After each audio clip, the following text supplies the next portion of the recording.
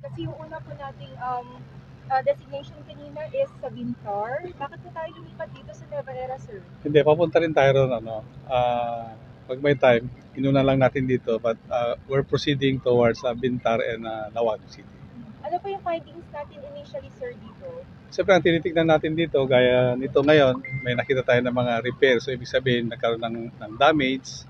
So, we are inspecting lahat ng mga projects dito ng mga Diskaya and yung 15 na contractors na pinangalanan po ng ating presidente during sa ulat sa bayan niya. Last one. Sir, ano po reaction natin na wala pong dalang plano na pagbabanggaan po sana ng mga itsura or yung specifications na actual natin nakukuha at wala pong dalang plano na pagbabanggaan po sana? Ang mangyayari dito is may maiiwan dito na mga kasama namin na engineers. Katuwang nila yung PNP, yung AFP. Babalikan nila ito. Titingnan yung plano. Parang sa ganun, doon nila ngayon ibabangga kung tama ba yung location, and then doon din nila titingnan kung yung mga specifications na in terms of materials ay nasunod din. So purely inspection natin ngayon, sir? Yes, purely inspection, site inspection, and then kasi na-report iso dati na nariba, nagiba before, I think 2 months or 1 month. And then pagdating natin, na-repair na. So, ibig sabihin, sabi nga nila engineer, this is part of the warranty ng contractor na gumawa nito. So lahat ng mga tatlong projects na pinuntahan natin, sir, Diskaya po yan? Yes, lahat yata ng mga project dito ay si Diskaya ang gumawa dito sa Nueva Era. Maliban dito sa Nueva Era, sir, saan pa? We'll be proceeding sa Lawag and then sa Bintar. So mayroon tayong mga area na in-inspect na initially ng ating PNP and AFP. So titingnan ulit natin, and at the same time, itutuloy na mga maiwan ng mga engineers namin ito para sa technical validation. Hanggang kailan matapos yung investigation po natin dito sa labas to? Hanggang matapos nila yung mga projects na nakalagay dun sa mga target nila na iimbestiga.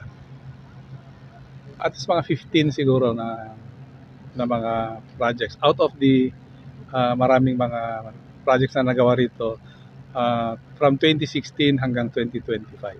Sir, clarify. Hindi, yung iba is yung mga street lights, solar lights. Ano pong meron sa mga street lights po?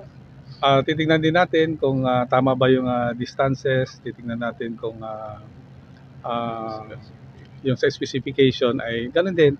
Kasi meron kasing detailed engineering design lahat yan ng mga project. So doon ibabangga yung actual na na natapos versus doon sa nasa plano. How about yung presyo, sir, ng per unit ng mga solar lights? Titignan niyo rin po ba yun? Definitely kasama yan sa mga i-check.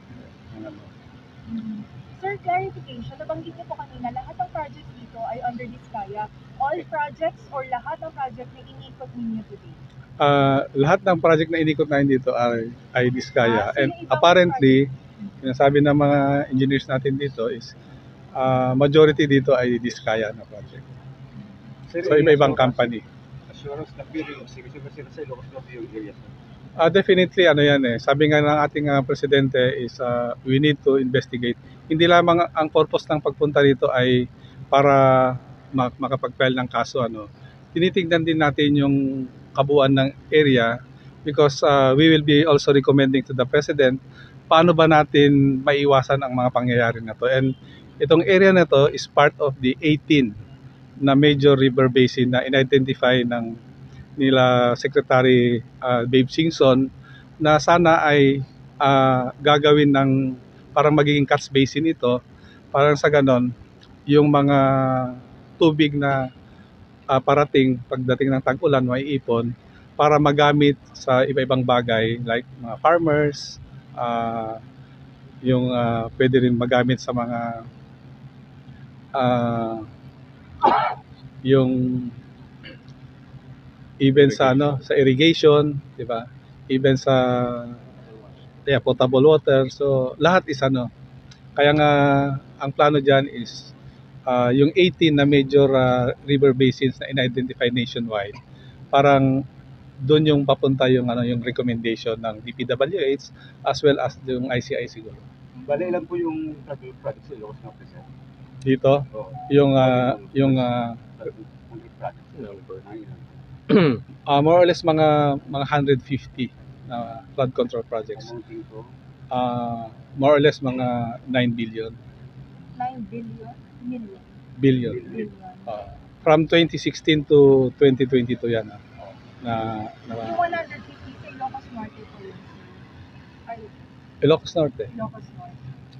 Ano ba yung mga implementing agency nito? District level, regional level, or national level, sir? Ng DPWH? Implementing ng Agencies. Iba-iba po.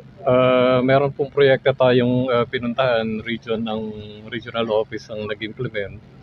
Meron rin po na district office naman. Yung tanong po na kanina na tungkol po sa bakit walang plano na dala, wag po kayong mag-alala kasi ang kabilinan po ni Secretary Vince ay bigyan ng full access ang ICI sa investigation na sinasagawa.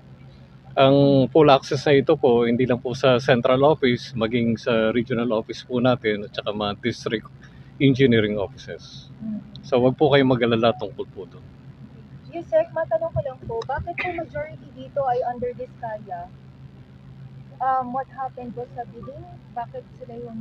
Can you give us a brief background? Or Hindi po natin masabi kasi ang tanging basis po natin sa ngayon ay yung mga records na nasa database po ng central office at yung mga records ng ating regional and district offices. Kung bakit sila nanalo sa bidding ay hindi pa natin masabi sa ngayon. titignan din po ba yan, sir? Kung bakit maraming Vizcaya na nanalo dito sa Ilocos? Yes, that's part of the investigation natin na kinakandak nationwide.